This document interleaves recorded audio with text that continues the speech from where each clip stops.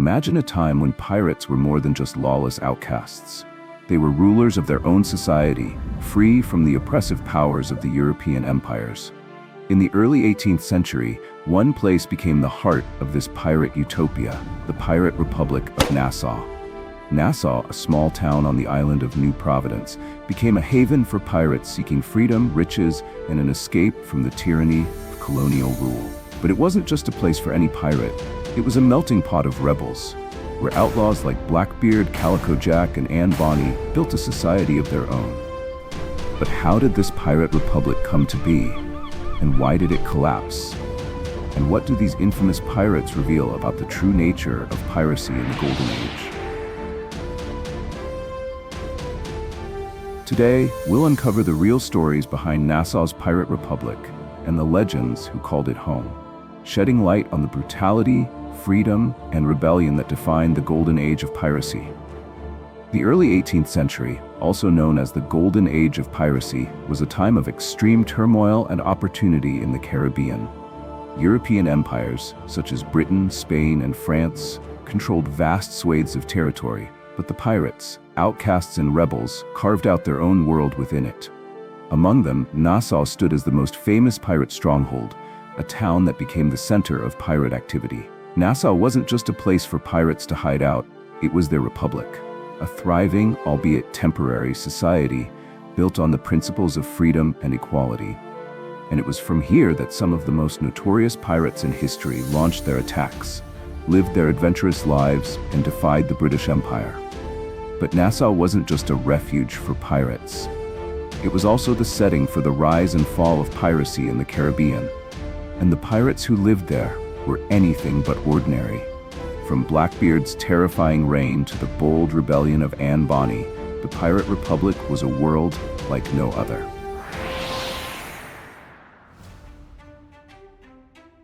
In the early 1700s, Nassau was a small, struggling British colony on the island of New Providence, which was part of the Bahamas. It wasn't much of a thriving town. It was often poorly defended and difficult to control. But this lack of oversight was exactly what pirates needed. In 1713, following the Treaty of Utrecht, Spain lost control over large parts of the Caribbean, and Britain, too, was focused on managing its new territories. During this time, Benjamin Hornigold, a pirate captain who had previously fought for the British Navy, realized Nassau's potential as a base of operations. Hornigold, along with Blackbeard and a band of other pirates, took over Nassau. The pirate crews used the town as a base for their operations, plundering Spanish treasure ships and attacking British merchant vessels. The lack of strong government control made it the perfect sanctuary for pirates. At its peak, Nassau became a self-governing pirate society.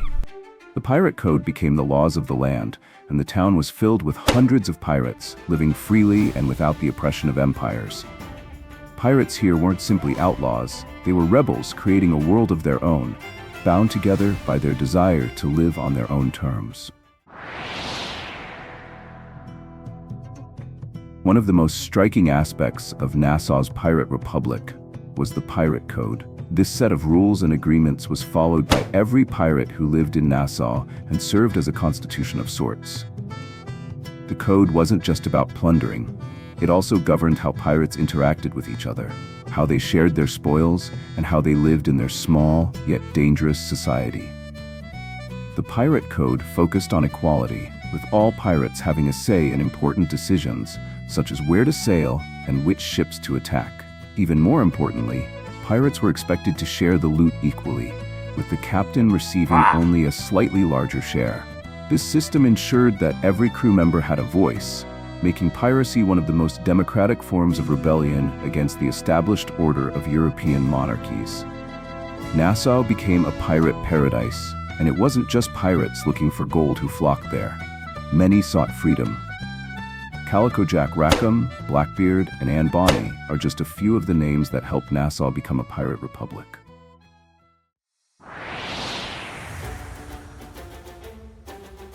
Among the most famous figures to emerge from Nassau's pirate society was Edward Teach, better known as Blackbeard.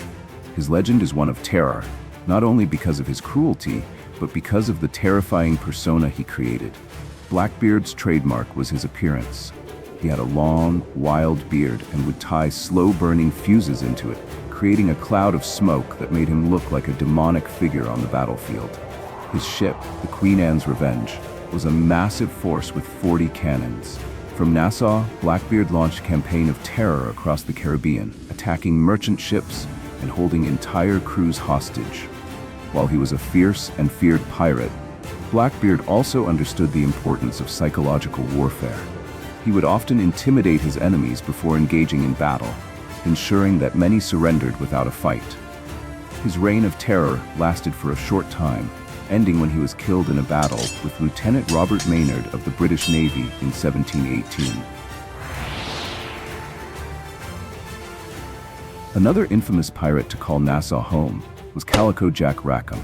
Known for his flamboyant style and signature calico clothing, Calico Jack didn't have the same level of success as Blackbeard.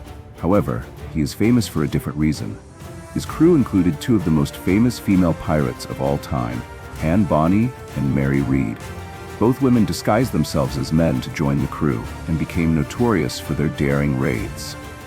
Anne Bonny, in particular, was known for her fiery temper and her fearlessness in battle. The trio, Calico Jack, Anne Bonny, and Mary Read, became a force to be reckoned with on the high seas. However, in 1720, Calico Jack and his crew were captured, and Calico Jack was executed by hanging. Anne Bonny and Mary Read were two of the most remarkable figures of the golden age of piracy. Both women were pirates who defied the gender norms of the time. Anne Bonny, born into an aristocratic family, rebelled against the life she was expected to lead and joined Calico Jack's crew. Mary Read, who had a similarly rebellious spirit, joined a different crew before meeting Anne in Nassau. The two women became fast friends and shared a reputation for being as fearsome and capable as any male pirate. While many pirates lived for treasure, for Anne and Mary, piracy was a means of freedom. Unfortunately, their reign was short-lived. After their capture in 1720, Anne's fate remains a mystery. Some say she escaped prison due to her pregnancy, while others believe she was simply released. Mary Read, on the other hand, died in prison, her life cut short by illness. By the early 1720s, the British Empire could no longer ignore the rise of piracy. The Royal Navy, one of the most powerful military forces in the world at the time, was deployed to tackle the pirate threat head-on. Their first major step in neutralizing Nassau as a pirate haven was the appointment of a new governor, a man by the name of Woodes Rogers, whose mission was clear: restore British law and order to Nassau and eradicate the pirate republic. The Royal Navy launched several campaigns to capture or eliminate pirates, and in 1718, Nassau was retaken. Governor Woodes Rogers was appointed by the British to restore order and bring the pirates to justice. Under British rule, the pirate republic of Nassau fell apart. Many pirates fled or were forced to surrender. Nassau was no longer the safe haven it once was.